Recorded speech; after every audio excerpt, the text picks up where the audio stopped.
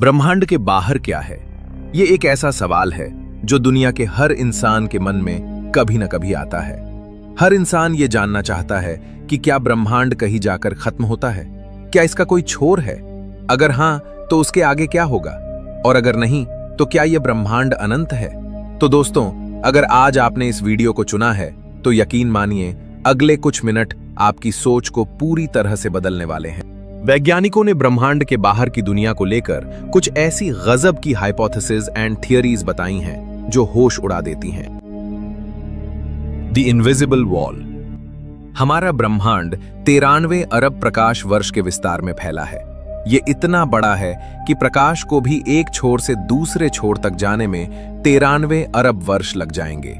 इसे हम observable universe कहते हैं।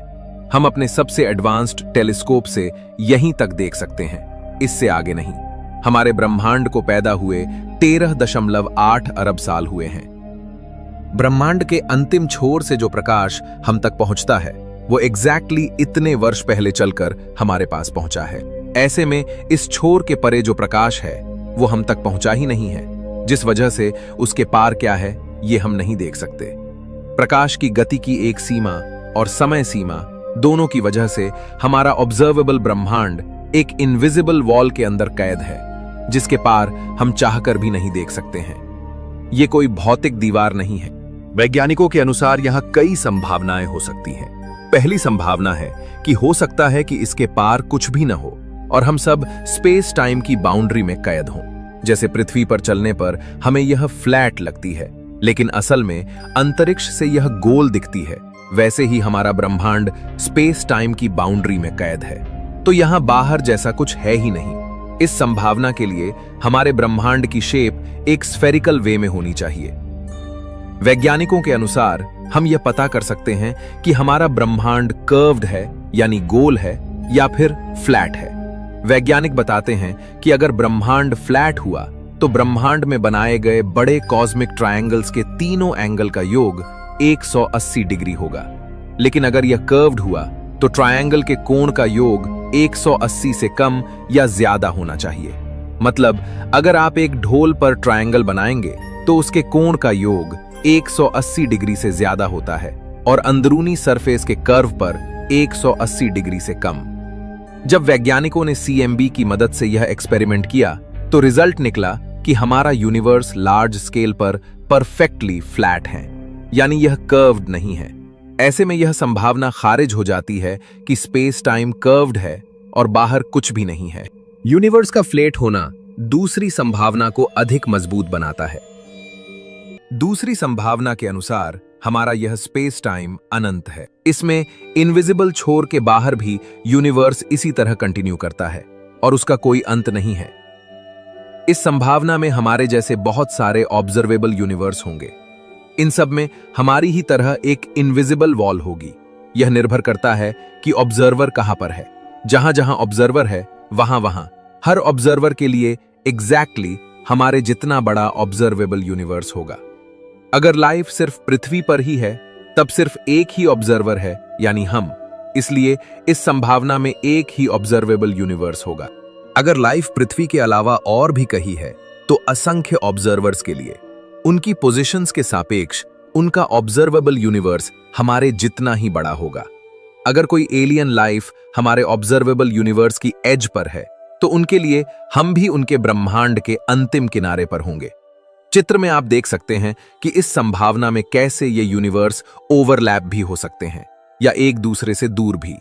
यहां स्पेस टाइम का अंत नहीं होगा।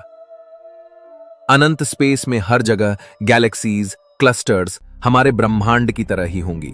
हालांकि हमारा ब्रह्मांड लगातार फैल रहा है, इसलिए ये सब ऑब्जर्वर्स समय के साथ एक दूसरे से दूर हो जाएंगे और एक दिन यूनिवर्स इतना फैल जाएगा कि हमारा ऑब्जर्व करने लायक यूनिवर्स काफी छोटा होगा और दूसरे ऑब्जर्वर्स के यूनिवर्स की लाइट हम तक कभी पहुंच ही नहीं पाएगी, क्योंकि प्रकाश जितना चलेगा उतने समय में हमारे बीच की दूरी कई गुना बढ़ जाएगी और प्रकाश कभी भी हम तक नहीं पहुंच पाएगा।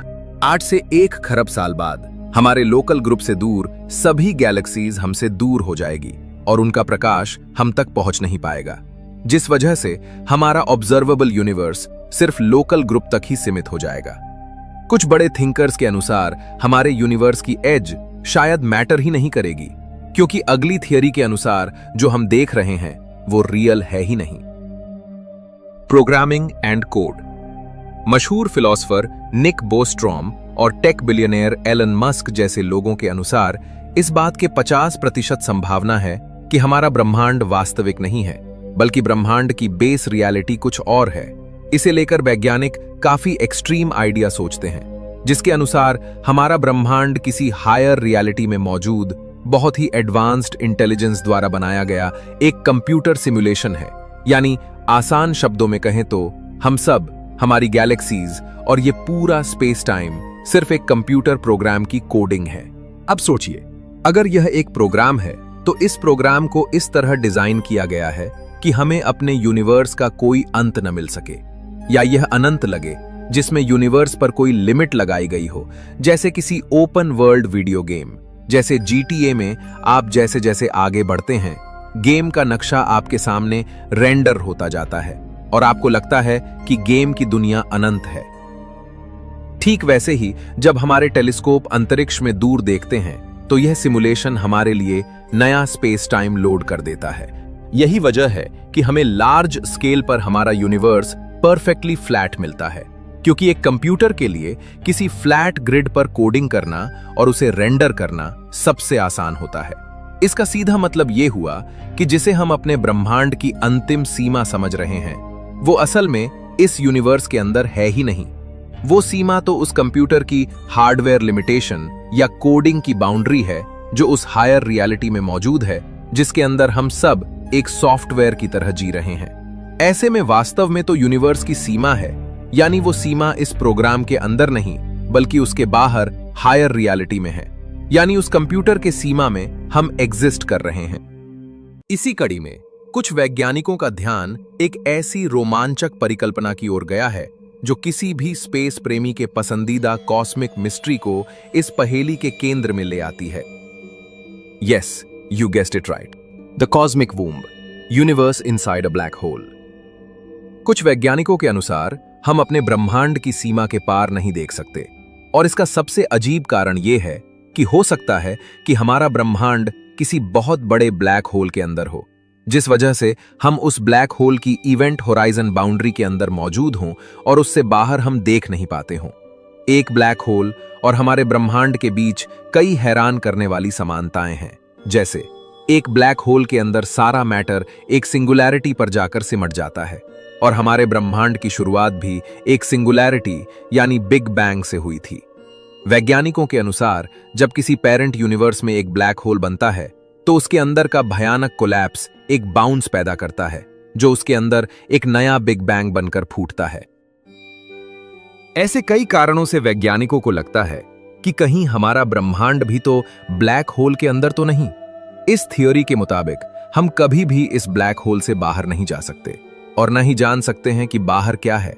संभव है कि जिस तरह हमारे ब्रह्मांड में भी ऐसे बहुत सारे ब्लैक होल्स हैं, वैसे ही बाहर भी ऐसा ही ब्रह्मांड है और वहां पर भी ऐसे ही ब्लैक होल्स हों, और वो ब्रह्मांड भी किसी ब्लैक होल के अंदर हो, यानी ब्रह्मांडों की एक अनंत कड़ी जिसकी न शुरुआत है न अंत। कुछ रिसर्चर्स इस परिकल्पना को अधिक महत्व नहीं देते, क्योंकि ब्लैक होल और यूनिवर्स में कई असमानताएं भी है। ऐसे में वे क्वांटम फिजिक्स की एक ऐसी संभावना की बात करते हैं जो इस सवाल को ही खत्म कर देती है। क्वांटम वननेस, यह सबसे विश्वसनीय और एकदम दिमाग को घुमा देने वाली सोच है।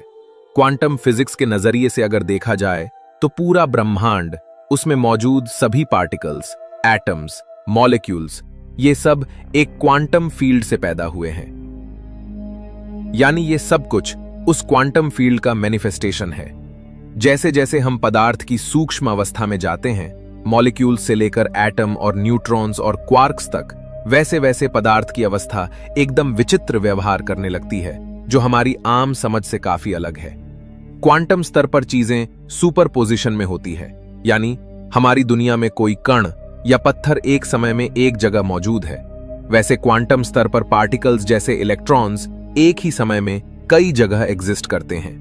जैसे कोई व्यक्ति एक कमरे में एक ही समय में एक साथ मल्टीपल पोजीशन पर हो सकता है, वैसे ही इलेक्ट्रॉन्स परमाणु के अंदर कहीं पर भी हो सकता है। रिसर्चर्स के अनुसार यहां एक बात समझ आती है कि सूक्ष्म स्तर पर जगह का कॉन्सेप्ट टूटता हुआ नजर आता है और क्वांटम फील्ड के स्तर पर तो जगह जैसा कॉन्सेप्ट लगभग समाप्त हो जाता है। यानी इस स्तर पर यहां वहां, इधर उधर, अंदर बाहर जैसे बातों का कोई मतलब ही नहीं रह जाता है। ये एक ऐसी अवस्था है जो अपने आप में एक है, अनेक नहीं। यानी ब्रह्मांड के मूल स्तर पर सब कुछ एक दूसरे से अलग है ही नहीं, सब कुछ एक ही है। इसलिए बाहर क्या है, ऐसा सवाल इस स्तर पर लागू ही नहीं होगा। ऐसे में ब्रह्मांड की बाहरी सीमा की जिज्ञासा सिर्फ हमारे इस क्लासिकल वर्ल्ड में है। हमारी दुनिया में खाली जगह का कॉन्सेप्ट है, लेकिन खाली जगह भी पैदा होती है और ये खाली जगह का पैदा होना इस क्वांटम फील्ड की वजह से है, जिससे ब्रह्मांड बना है। ये अवस्था एक वननेस की अवस्था है, जहां पर हमारा ये सवाल ही अप्रासंगिक हो जाता है। वास्तव में हम कह सकते हैं कि इस सवाल का जन्म भी क्वांटम फील्ड से हुआ है। तो दोस्तों, आपको क्या लगता है, इनमें से कौन सी अवधारणा सही है? आप क्या मानते हैं? अगर आप इससे सहमत नहीं हैं और आपके अनुसार सच्चाई कुछ और है, तो कमेंट में हमें जरूर बताएं। मैं मिलता हूं आपसे अगले वीडियो में। तब तक के लिए सवाल पूछते रहिए।